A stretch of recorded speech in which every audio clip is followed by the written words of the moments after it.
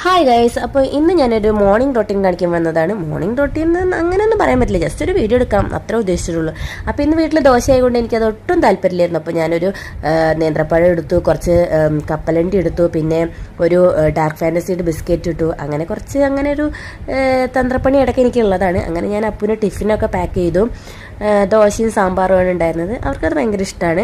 പിന്നെ അവർക്ക് ടവൽ കെട്ടിയേക്കണം, മസ്റ്റായിട്ട് ചെറിയ കുട്ടികളല്ലേ പുറത്തൊക്കെ കളയും. അപ്പോൾ അതെല്ലാം ആ പരിപാടി കഴിഞ്ഞു.